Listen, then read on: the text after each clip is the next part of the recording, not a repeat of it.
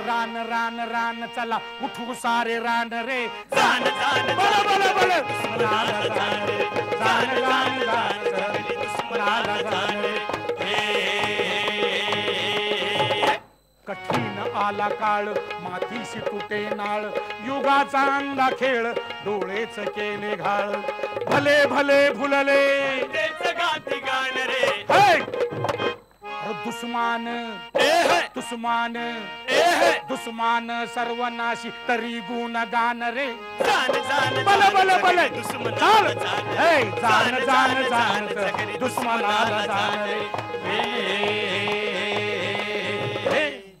नमस्कार नमस्कार नमस्कार आज वडाळ्याच्या या कोरबा मेठर परिसरामध्ये जिथे ऑस्करसाठी गेलेल्या कोर्टची शूटिंग तुम्ही केलेली होती तिथेच आज आनंदवाडी आणि फुलेवाडीच्या मध्यवर्ती ठिकाणी आज तुम्ही कार्यक्रम करता आहात आणि एका वेगळ्या टप्प्यावर जो पिक्चर गेलेला आहे कोर्टचा त्याचीच गाणी तुम्ही आता इथे गात होतात आणि आमची खासियत ही आहे की रस्त्यावरून ऑस्करकडे वा तरी रस्त्यावरच क्या माणसं आमची रस्त्यावर वा हीच सध्याची जी महत्वाची खंत आहे जाण जाण जाण तुझ्या दुश्मनाला जाण तर हीच जाणीव जी शहरी आणि ग्रामीण भागातल्या गरिबांच्या मनातून जी गेलेली आहे ती पुन्हा एकदा निर्माण व्हावी म्हणून तुम्ही जलसाच्या माध्यमातून जो प्रयत्न सुरू केला तो आता ऑस्कर पर्यंत पोहोचलेला आहे मला पहिल्यांदा विचारायचं आहे की तुमची या सगळ्याकडे बघण्याची काय म्हणजे कशा पद्धतीने तुम्ही बघता याच्याकडे नाही हे जे ऑस्करकडे जाणं जे आहे ना हे काय आम्हाला माहीत नव्हतं आम्ही हा सिनेमा करताना आमचा कुणी हिरो नाही आमची कुणी हिरोईन नाही आमचा विषय हिरो आहे बरोबर आणि विषय हिरो कुणाचा असतो ज्यांच्याकडे भांडवल नसतं ज्यांच्याकडे विवेक असतो वा ज्यांच्याकडे आशय असतो आणि ज्यांच्याकडे विषय असतो तर एकूण हा जो कोर्टची जी वाटचाल आहे त्याच्यामध्ये गेल्या शतकाच्या उत्तरार्धामध्ये बाबासाहेब आंबेडकरांनी आम्हाला नागरिक बनवलं बरोबर आणि त्यांनी आम्हाला शिकवलं की आपल्याला अभिव्यक्ती स्वातंत्र्य आहे त्याची फळं 21व्या शतकाच्या पूर्वार्धामध्ये आता येत आहेत आणि कोर्ट हे त्या चळवळीचं फळ आहे आणि म्हणून आमचं म्हणणं आहे की ऑस्करमध्ये जे आम्ही विषय मांडलेले आहेत एक तर स्कॅव्हेंजरचा प्रश्न आहे दुसरा अभिव्यक्ती स्वातंत्र्याचा प्रश्न आहे आणि तिसरा कोर्ट नावाची जी एक व्यवस्था आहे न्यायव्यवस्था आहे तिने आम्हाला माणूस म्हणून आमच्याकडे म्हणजे पहिल्यांदा बाबासाहेबांनी घटना लिहून आम्हाला नागरिक केलं आणि ती एक अत्यंत मॉडर्न न्यायव्यवस्था उभी करण्याचा बाबासाहेबांनी प्रयत्न केला त्या न्यायव्यवस्था जर बधीर झाली असेल आणि एकदम डेड झाली असेल तर त्याच्यावर या जागतिक पातळीवर चर्चा व्हावी नुसती भारतातले तुम्ही आता माध्यमात चांगल्यात जागतिक पातळीवर या गोष्टींवर चर्चा झाली तर मला फार आनंद होईल आणि ऑस्कर पण मिळावा आणि चर्चा पण व्हावी तुम्ही जो मुद्दा सांगितला आता की एकूण न्यायव्यवस्था तर न्यायव्यवस्था हे लोकशाहीचं यश आहे या देशामध्ये शतकानुशतकं राजसत्ता आणि धर्मसत्तेने जे अन्याय केले त्याच्या विरोधात दाद मागण्याचं स्वातंत्र्यच नव्हतं करेक्ट आणि ते प्रथमतः देश स्वतंत्र झाल्यानंतर आपल्याला मिळालं पण आता जेव्हा या एकूण जी व्यवस्था आहे एकूण सिस्टीम आहे तर ती सिस्टीम ज्या वेगाने किडत गेली सडत गेली तर त्यावर उपाय काय नाही तर आम्ही सांस्कृतिक काम करणारे लोक आहोत आम्ही आमची जी माणसं आहेत ती अज्ञानाचे बळी आहेत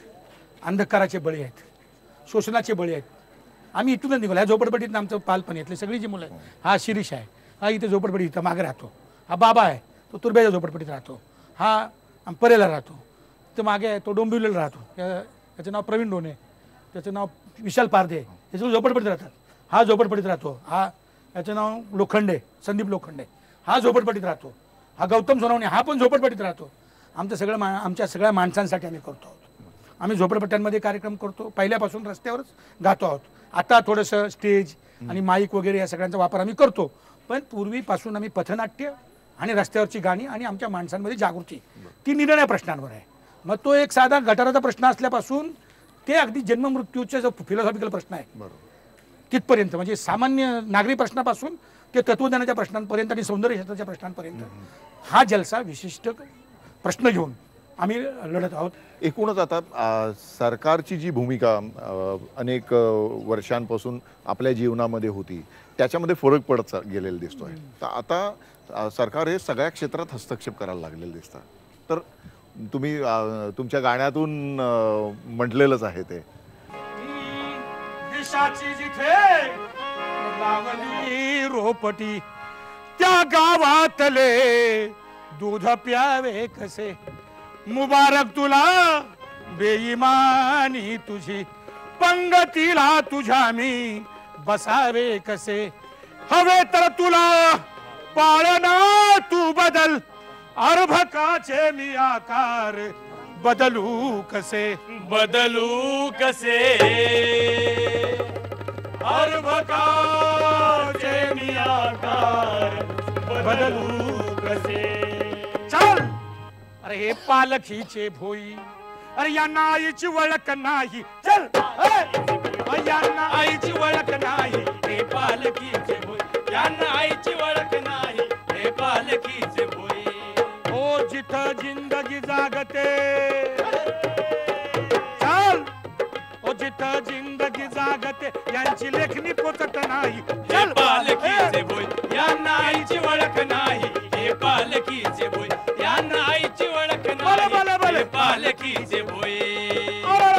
हा अरे राजकवी चल चल चल बोले बोले बोले बोले बोले बोले. अरे राजकवी अरे राजकवी लाज रवी उजड तुझा काय सांगू. उजड तुझा काय सांगू. उजड तुझा काय सांगू. अरे राजबिंडे तुझे कांडे तोरा तुझा काय सांगू. तोरा तुझा काय सांगू. तोरा तुझा काय सांगू. अरे अंगी वस्त्र मुख्य अस्त्र जादू त्याची काय सांगू. जादू त्याची काय सांगू. जादू त्याची काय सांगू. तुझा भारे आमच्या डोई. या देशातील लेखक कवी कलावंत विचारवंत यांचे कपडे या देशातली ही माणसं आपल्या मज्जा तंतूंनी विणतात. त्यांच्या पायातले जोडे या देशामध्ये गावकुसा बाहेर राहणारे लोक ढोरं ओढतात चामडं कमवतात. जणू काय आपलं स्वतःच चामडं उतरून त्याचे जोडे करून पायामध्ये घालतात. पण हे लोक कवी प्रतिष्ठित प्रस्थापित लेखक कवी यांच्याबद्दल एक ओळ लिहित नाहीत. कुणाचं गाणं लिहित आहे ते लिहित आहेत. रानात सांग का नाते आपुले नाते मी भल्या पहाटे येते. कुणाचं गाणं म्हणतात. कुणाचं गाणं म्हणताय ते. चल अरे राजकवी लाज रवी उजड तुझा काय सांगू. उजड तुझा काय सांगू. उजड तुझा काय सांगू. अरे राजबिंडे तुझे तांडे तोरा तुझा काय सांगू. तोरा तुझा काय सांगू. तोरा तुझा काय सांगू. अरे अंगी वस्त्र मुख्य अस्त्र अरे जादू त्याची काय सांगू. जादू त्याची काय सांगू. जादू त्याची काय सांगू. तुझा भारे आमच्या डोई. तुझा भार आमच्या डोई आम्ही पुस्तकात नाही. हे पालखीचे भोई. यांना आईची ओळख नाही हे पालखीचे भोई. यांना आईची ओळख नाही हे पालखीचे भोई. यांना आईची ओळख नाही हे पालखीचे भोई. यांना आईची ओळख नाही हे पालखीचे भोई. अरे काळ चुलमाचा जाळ चाळलई भाळ रैतेला भविष्य ना उरले. रैतेला भविष्य ना उरले. रैतेला भविष्य ना उरले. विवेकाचे काटे उलटे फिरले. विवेकाचे काटे उलटे फिरले. विवेकाचे काटे उलटे फिरले. मालकावरी कुत्रे हे गुरुगुरले. बोला बोला. मालकावरी कुत्रे गुरगुरले हजीजी. मालकावरी कुत्रे गुरगुरले हजीजी जी जी जी जी. बोला बोला. धन्य धन्य तुम्ही सरकार प्रेम अपार दया गणधार करुणा सार. पवाडा गातात मर्दाचा ऐका कधी दुष्काराचा. पवाडा ऐका आभाराचा हो जी जी. पवाडा ऐका आभाराचा हो जी जी जी जी जी. मला शिरीष तुम्हाला विचारायचं आहे की तुम्ही या सगळ्या जलशाची जी परंपरा आहे गेल्या एक साधारणतः 60 वर्षांपासून 70 वर्षांपासून आंबेडकरी समाजाला वेगळ्या प्रकारे जागवण्याचं काम जलशांनी केलेलं आहे. तर आता तुम्ही नव्या पिढीचे तरुण आहात तर तुम्ही त्याच्याकडे कसं बघता. ज्याप्रमाणे जग बदलत जातं आता आपण 21व्या शतकामध्ये आहोत त्याप्रमाणे या जलसांच्या माध्यमातून गाणीही बदलत जातात. टेक्नोसेव्ही जसं आपण युग होत चाललंय त्याप्रमाणे संभाजीदादा ग्लोबल गोंधळ आहे किंवा असं आहे, तर ती गाणी त्याच ताईची राहत नाही. जसं जसं जग बदलतं, तुम्ही जसं म्हणालात की व्हॉट्सअपचं युग आहे, फेसबुकचं युग आहे, त्याप्रमाणे त्या जलशांमधली गाणी आजकालच्या तरुण पिढीला देखील कळावीत हा देखील आमचा मानस असतो. आणि त्यामुळे नेहमी आम्ही जलशांच्या माध्यमातून नवनवीन उपक्रम, नवनवीन आम्ही फ्युजन केला होता मध्ये, पोवाडा आणि अभंग याचं फ्युजन केलं होतं मध्ये. त्याच्यानंतर ग्लोबल गोंधळच्या माध्यमातून आम्ही एक जो ग्लोबल जग आहे त्या ग्लोबल जगाचा पोवाडा केला होता. असे वेगवेगळे प्रकार आम्ही जलशाच्या माध्यमातून नेहमी करत असतो, जी तरुणांना जलसाचं महत्त्व सांगण्यासाठी आणि ते टेक्नोसॉफी युगातून सांगण्यासाठी आम्ही नवीन नवीन उपक्रम करत असतो.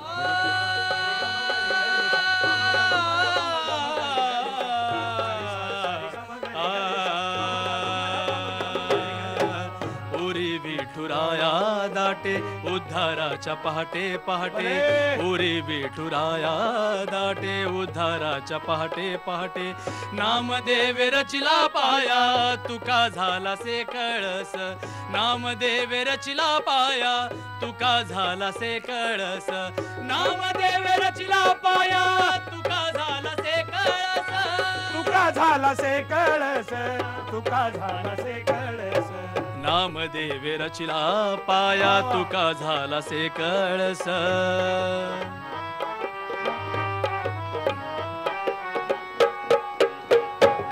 मध्ययुग काळोखा काळे,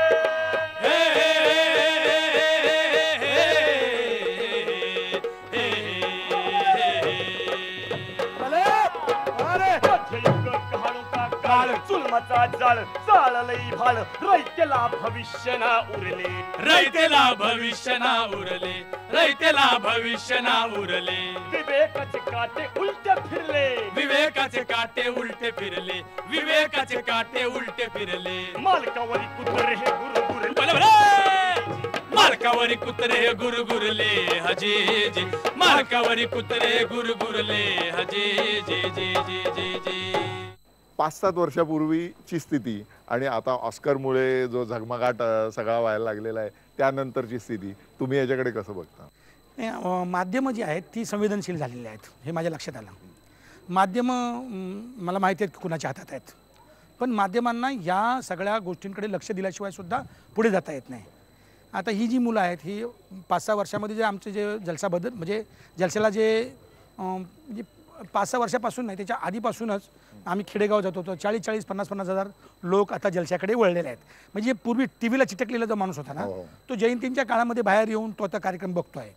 आणि आत्ता टी व्हीमधनं जे जलशाचं रणalgi आमचं जे आहे, रणalgi आहे, जलसा हा जो जातो आहे तर त्याला लोकांनी खूप बघितले. म्हणजे लोकांना माहिती आहे की अशा प्रकारे नवा जलसा करणारे हे लोक आहेत. आणि हे शिरीष, बाबा आहे, प्रवीण आहे, ही जी सगळी मंडळी ती नवे गायक, खूप चांगले गायक आहेत आणि लोक त्यांना पण ऐकायला येतात. नॉट नेसेसरी की संभाजी भगतला ऐकायला येतात. ही जी मुलं आहेत ना ही उत्तम गायक आहेत. तुम्ही काय काम करता? मी लोकशाहीर आहे.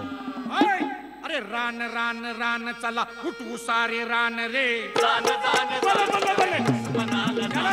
तुमच्यावर अतिरेकी असल्याचा आरोप आहे. तुमच्या नावाचं अरेस्ट वॉरंट निघालं होतं.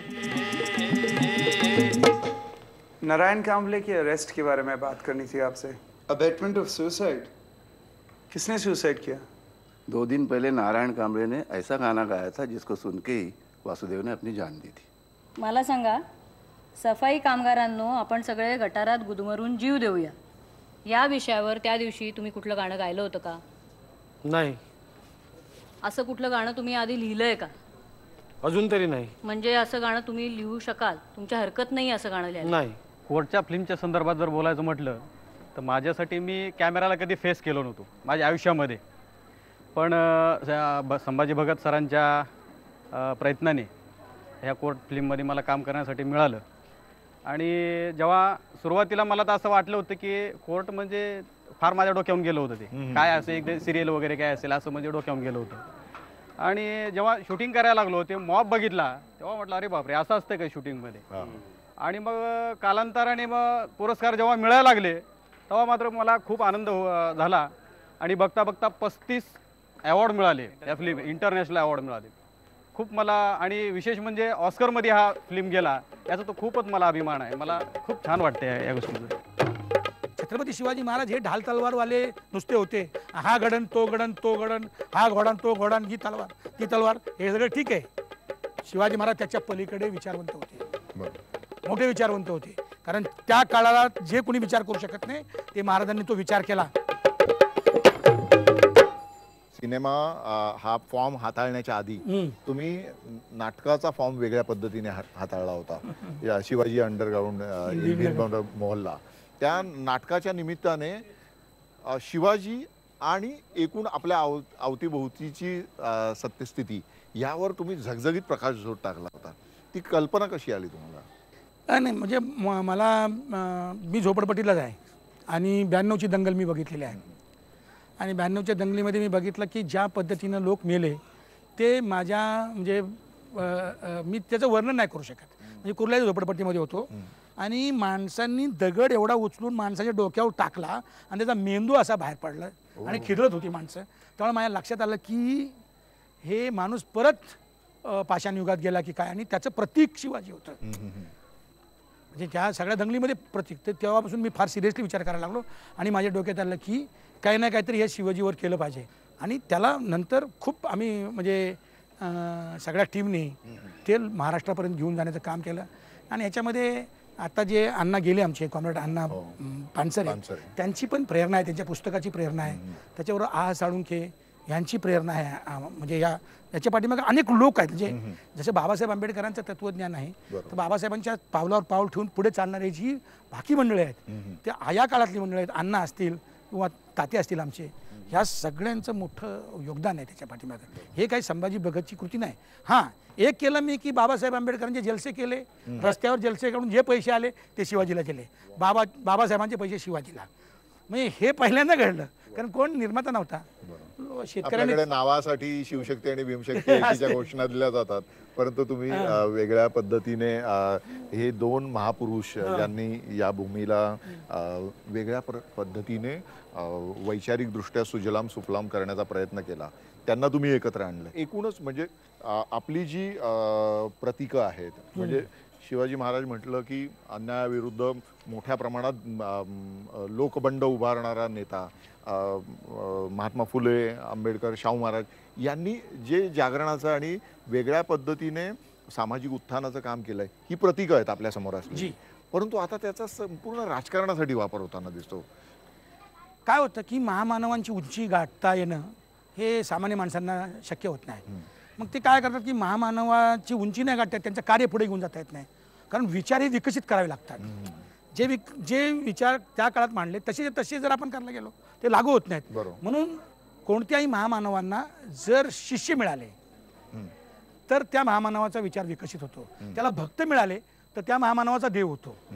आणि हे शिवाजीच्या बाबतीत झालं, डॉक्टर बाबासाहेब आंबेडकरांच्या बाबतीत झालं, कुणाच्या बाबतीत नाही झालं, हे सगळ्यांच्या बाबतीत झालं. महाराजांच्या बाबतीत तर हे जास्त झालेलं आहे. आणि म्हणून मला नेहमी वाटतं की छत्रपती शिवाजी महाराज हे ढाल तलवारवाले नुसते होते, हा गडन तो गडन तो गडन, हा घोडान तो घोडान, ही तलवार ती तलवार, हे सगळं ठीक आहे. शिवाजी महाराज त्याच्या पलीकडे विचारवंत होते, मोठे विचारवंत होते. कारण त्या काळाला जे कोणी विचार करू शकत नाही ते महाराजांनी तो विचार केला. मग तो जाती व्यवस्थेचा असो, युद्ध कौशल्याचा असो, मॅनेजमेंटचा असो की राजकारणाचा असो किंवा सत्ता पालटण्याचा असो, स्वराज्य निर्मितीचा असो, जो विचार त्यांनी केला महाराजांनी, तो विचार त्या काळात अनेक लोक होते त्यांनी नाही केला. आणि म्हणून छत्रपती शिवाजी महाराजांच्याकडनं प्रेरणा घेऊन अनेक लोक निर्माण झाले. छत्रपती शिवाजी महाराजांच्याकडे काय होतं, काय नव्हतं, निष्ठावान लोक होते. निष्ठा काय होती, कारण ते स्वराज्य निर्माण करत होते. तर ही जी माणसं आहेत ही मोठी विचारवंत आहेत, तत्वव्यक्ती आहेत, परंतु त्यांना फक्त गड किल्ल्यांवर नुसतं ठेवलेलं आहे पळवत. आणि आता तर काही जातींच्या चौकटीमध्ये ते बंदिस्त करायला निघालेलं. हे फार भयानक आहे आणि हे अत्यंत भयानक आहे. आणि म्हणून मला वाटतं की छत्रपती शिवाजी महाराज यांची आग्र्यावरून सुटका झाली, परंतु ह्या डॉगमॅटिक किंवा कुपमंडू किंवा पोथीनिष्ठ ब्राह्मण्यवाद्यांच्या जेलमधून सुटका होत नाहीये. तुम्ही त्यासाठी आता शिव चरित्र वेगळ्या पद्धतीने सर्व मराठी लोकांपर्यंत पोहोचावं यासाठी सुद्धा आम्ही प्रयत्न करतो आहोत. आता त्याला किती यश येते काय माहित नाही. आम्ही जलसा पण करतो आहोत, प्रचारक सुद्धा तयार करायचं काम मी ठरवलेलं आहे. त्याचे काही काम सुरू झालेलं आहे, पण जोपर्यंत काम अजून दृष्टीपथात येत नाही, लोकांच्या अनुभव येत नाही लोकांना, तो पण त्याच्याबद्दल मी बोलणार नाही. पण नेमकी काय ती योजना काय आहे? तुम्ही कशा पद्धतीने म्हणजे तरुणांमध्ये शिवचरित्राची जागृती व्हावी यासाठी तरुणांचेच प्रतिनिधी तुम्ही घेतात ना त्याच्यामध्ये? नाही म्हणजे माझं मनात हेच म्हणणं आहे की शिवाजी आता शहरी माणसांच्या खांद्यावरून येणार नाही. नेहमी शिवाजी शेतकऱ्यांच्या मधनंच आलेला आहे आणि म्हणून मी पुन्हा शेतकऱ्यांकडे सुरू केलेलं आहे. मी गावात जाऊन शेतकऱ्यांची मुलं आहेत त्यांना त्यांच्या शिवचरित्र शिकवत आहे आणि त्यांचेच फॉर्म जे आहेत काय त्यांना म्हणतो की तुमचे फॉर्म वापरून तुम्ही पोचवा. क्या बात आहे. तुमचेच फॉर्म वापरा.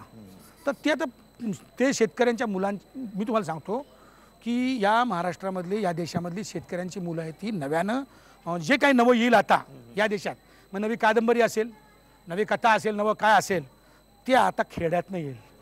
आता शहरामध्ये सॅच्युरेशन झालेलं आहे आणि मी पुन्हा खेड्यात गेलेलो आहे. पुन्हा खेड्यातल्या शेतकऱ्यांच्या मुलं आहेत जी 18 पगड जातीची आहेत, एका जातीची नाही आहेत. त्यांना सोबत घेऊन त्यांच्याबरोबर शिवाजी चर्चा करतो आहे आणि त्यांना ज्या फॉर्ममध्ये घेऊन जायचं आहे त्यांना ते घेऊन जातील. तर ही अजून ती चर्चा ते आता त्यांचं काय फॉर्म करतायत हे पण मी बघणार आहे. मी त्यांच्याबरोबर आहे. बरोबर. मी त्यांचा नेता नाही किंवा कुणी नाही, मी त्यांच्याबरोबर आहे.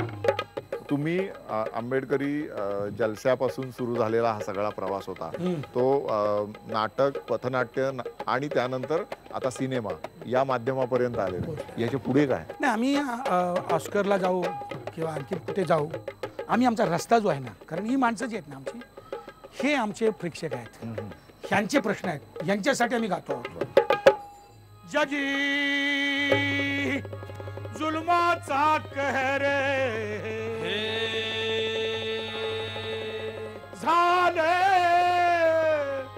जगन जहर.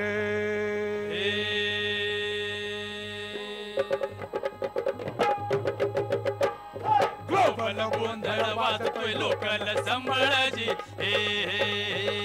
ग्लोबल गोंधळ वाजतोय लोकल संभळजी. लोकल संबळ वाजतोय लोकल संबळजी. लोकल संबळ वाजतोय लोकल संबळजी. ग्लोबल गोंधळ वाजतोय लोकल संबळजी. ग्लोबल गोंधळ वाजतोय लोकल संबळजी. ग्लोबल गावात बाई ग्लोबल गारूड. ग्लोबल गावात बाई ग्लोबल गारूड. ग्लोबल गुंडांचं रंगी ग्लोबल भारूड. ग्लोबल गुंडांचं रंगी ग्लोबल भारूड. ग्लोबल गुंडांचं रंगी ग्लोबल भारूड. हे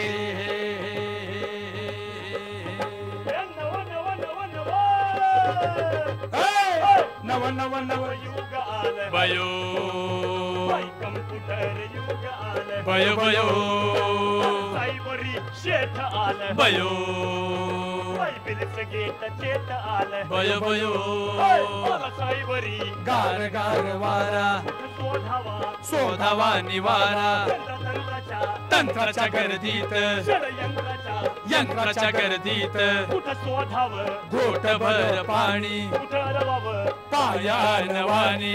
शिवबाचं नाव घेती बयो भीमाचं नाव घेती बयो बयो. ज्योतिबाचं नाव घेती बयो परकीयांना देश देती बयो बयो. बयो बयो बयो बयो बयो बयो. बयो बयो बयो बयो बयो बयो.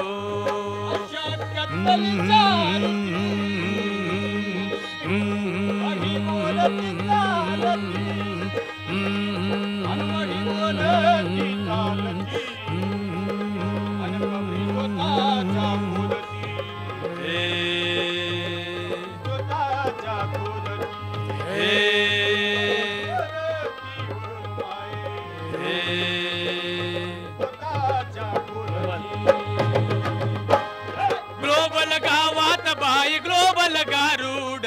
ग्लोबल गावात बाई ग्लोबल गारूड. अन ग्लोबल गुंडांचं रंगी ग्लोबल भारूड. ग्लोबल गुंडांचं रंगी ग्लोबल भारूड. ग्लोबल गुंडांचं रंगी ग्लोबल भारूड. ग्लोबल गुंडांचं रंगी ग्लोबल भारूड. ग्लोबल गुंडांचं रंगी ग्लोबल भारूड. शिवचरित्राची वेगळ्या पद्धतीने मांडणी जी लोकांना आवडेल आणि लोकांना शिवाजी खऱ्या अर्थाने कळेल अशी मांडणी नव्याने तुम्ही करतात.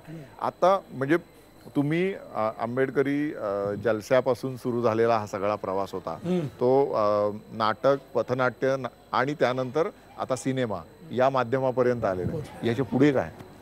नाही, आम्ही ऑस्करला जाऊ किंवा आणखी कुठे जाऊ, आम्ही आमचा रस्ता जो आहे ना, कारण ही माणसं जी आहेत ना आमची, हे आमचे प्रेक्षक आहेत, ह्यांचे प्रश्न आहेत, यांच्यासाठी आम्ही गातो आहोत. आम्हाला माहिती आहे आम्ही कोण आहोत, आम्ही यांच्यातनंच निघालो आहोत.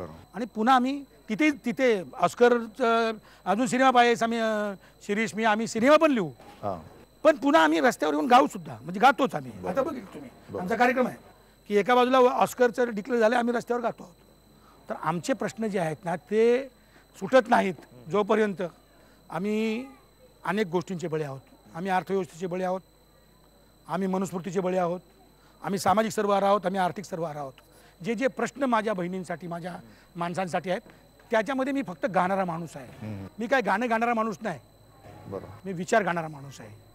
आणि म्हणून आम्ही सगळे जे आहेत की कुठेही जाऊ आम्ही, पण आम्ही आमचा रस्ता विसरणार नाही, आम्ही आमची माणसं विसरणार नाही. कारण याच माणसांच्या सोबत आम्ही आहोत. याच बहिणींनी आम्हाला लहानपणी पण बघितलेलं आहे गाणं गाताना, आणि त्यांनीच भाकरी दिलेल्या आहेत. आता पण तुम्ही बघितलं, पाणी देणारी माझ्या बहिणी होत्या. तर ह्यांना आम्ही नाही विसरणार. बरोबर, कुठेही जाऊ, ऑस्कर जाऊ नाही तर फॉस्कर जाऊ. बरोबर आहे. कुठल्याही ऑस्कर पेक्षाही तुम्हाला तुमच्या समस्या, तुमचे विषय हे जास्त प्रिय आहेत. कारण या समस्यांना स्वर देऊन तुम्ही आत्तापर्यंत मोठे झालेले आहात आणि आत्तापर्यंत या सगळ्या सर्वसामान्य माणसांच्या प्रश्नांना वाचा फोडण्याचं काम केलेलं आहे. आज जेव्हा आपण एकूण शहरातल्या झोपडपट्ट्यांमध्ये डांबल्या गेलेल्या लोकांचे प्रश्न बघतो किंवा गावखेड्यातल्या गोरगरीब माणसांचे प्रश्न बघतो, तर आपल्याला एकच लक्षात येतं की जागतिकीकरणाने श्रीमंत अधिक श्रीमंत झाले आणि गरीब अधिक गरिबीच्या गर्तेत ढकलला गेलेला दिसतो आपल्याला. तर हे सगळं आव्हान इतकं मोठं आहे आणि तो दुश्मन, तुम्ही तुमच्या गाण्यामधून जसं म्हटलं तरी, तो दुश्मन इतका भयानक आहे की तो माहिती असून पण आपण त्याचं गुणगान करतो.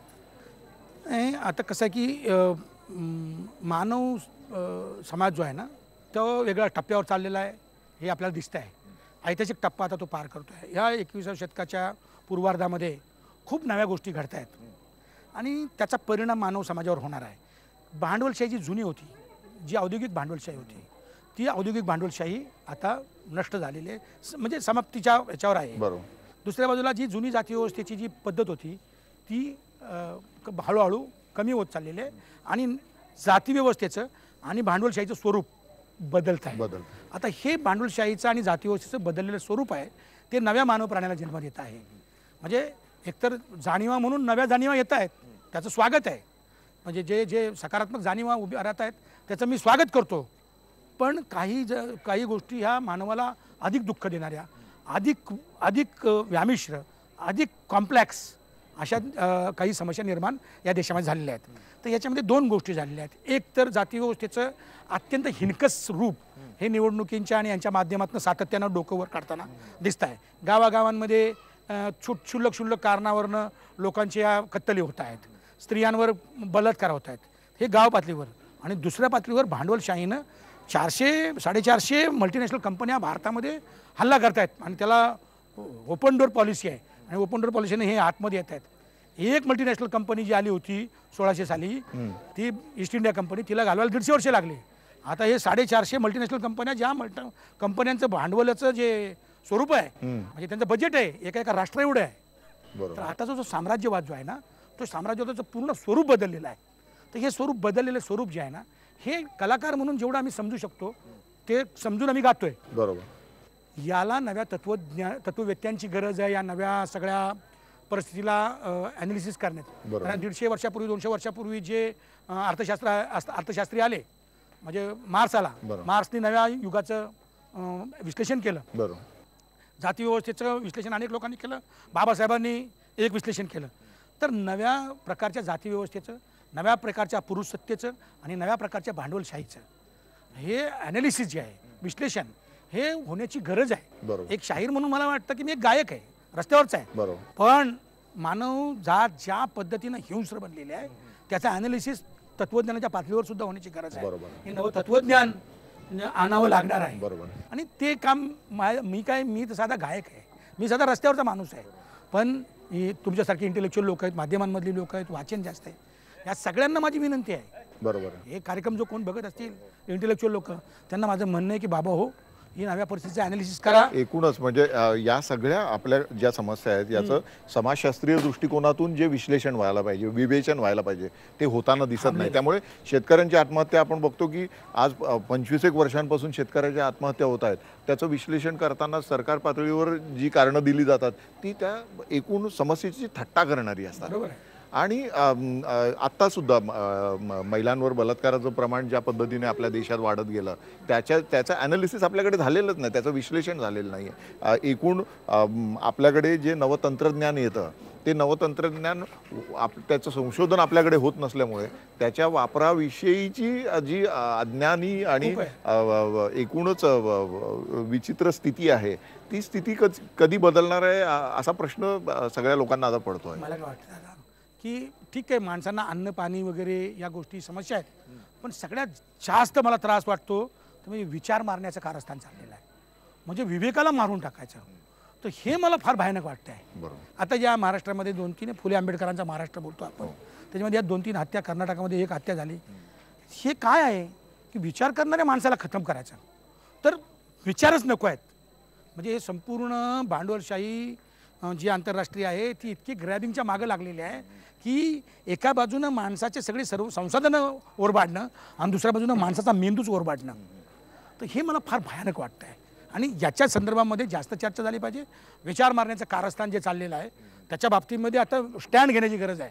मी जलशामधनं फक्त अन्न पाणी भाकरी याचे प्रश्न नाही, मी सौंदर्यशास्त्र आणि तत्त्वज्ञान इतिहास याच्यामध्ये जे प्रश्न आहेत त्याचे सुद्धा आम्ही हे करतो. निश्चितच म्हणजे कोर्टच्या मुळे आता एकूणच तुमचं काम हे आंतरराष्ट्रीय पातळीपर्यंत पोहोचलेलं आहे आणि त्यामुळे इथल्या ज्या मूळ समस्या आहेत, आपले जे मूळ प्रश्न आहेत ते प्रश्न सुद्धा आता आंतरराष्ट्रीय व्यासपीठावर गाजले पाहिजेत हीच तुमची धारणा आहे. आणि मी एकूणच या कार्यक्रमाच्या निमित्ताने मी पुन्हा एकदा शुभेच्छा देतो की ऑस्कर तुम्हाला मिळणारच आहे आणि तुमचा हा जो खणखणीत आवाज आहे तो तिथल्या ऑस्करच्या सगळ्या मान्यवर लोकांच्या समोर जेव्हा घुमेल तेव्हा एक वेगळा इतिहास घडेल अशी आपण अपेक्षा करूया. आणि तुमचे सगळे युवा कलाकार आहेत, एक युवा कलाकार सुद्धा अधिक चांगल्या पद्धतीने मराठी समाजाला विचारधन देण्याचा प्रयत्न करतील अशी पण आपण अपेक्षा करूया. अरे हमारे ऊपर राज कौन कर रहे हैं भाई साहब? कौन है ये लोग? ये हिटलर के साथी, जनाजों के बराती, ये हिटलर के साथी, जनाजों के बराती, पूछते नहीं इंसान को कौन है तू, पूछते हैं धर्म और जाति.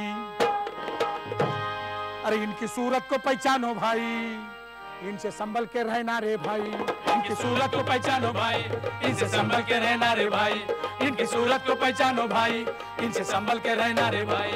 एक गलती करोगे आहे भरोगे, चल चल, एक गलती करोगे आहे भरोगे, जालिम का जमाना झरीला भाई. चोर चिट्टर बैठे है भाई, बड़े सेटर बैठे हैं भाई, चोर चिट्टर बैठे हैं भाई, बड़े सेटर बैठे हैं भाई, चोर चिट्टर बैठे हैं भाई, बड़े सेटर बैठे हैं भाई. कुछ दिल्ली में बैठे हैं भाई, कहाँ बैठे हैं? अरे जोर से, कहाँ बैठे हैं?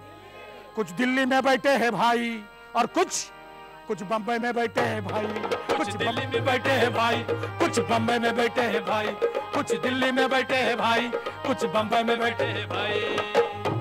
बातें राम की चली है भाई, बातें रहीम की चली है भाई, बातें वेद की चली है भाई, बातें भेद की चली है भाई, बातें कुरान की चली है भाई, बातें कुरान की चली है भाई. राम कथा में डूबे हम भाई, रामलीला में डूबे हम भाई, राम कथा में डूबे हम भाई, रामलीला में डूबे हम भाई, राम कथा में डूबे हम भाई, रामलीला में डूबे हम भाई. अरे राम रहीम तो अपनी जगह पे, राम रहीम तो अपनी जगह पे रोजी रोटी कहाँ ढूंढे रे भाई. अरे बड़े झोलर बैठे हैं भाई, झोलर एवढी बरी नो, अरे बड़े झोलर बैठे हैं भाई, बड़े सेलर बैठे हैं भाई, बड़े झोलर बैठे हैं भाई, बड़े सेलर बैठे हैं भाई, बड़े झोलर बैठे हैं भाई, बड़े सेलर बैठे हैं भाई। वे नेट पे बैठे हैं भाई, बोले बोले बोले, क्या बात है?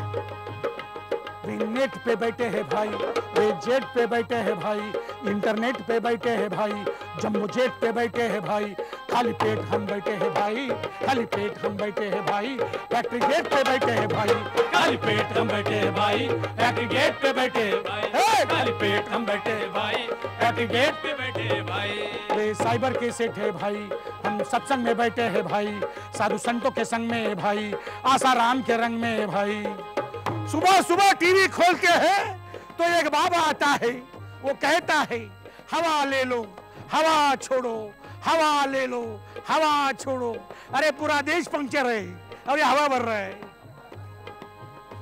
वे नेट पे बैठे, चल चल चल, वे नेट पे बैठे हैं भाई, वे जेट पे बैठे हैं भाई, इंटरनेट पे बैठे हैं भाई, जम्बो जेट पे बैठे हैं भाई, खाली पेट हम बैठे हैं भाई, फैक्ट्री गेट पे बैठे हैं भाई, खाली पेट हम बैठे हैं भाई, फैक्ट्री गेट पे बैठे हैं भाई, खाली पेट हम बैठे हैं।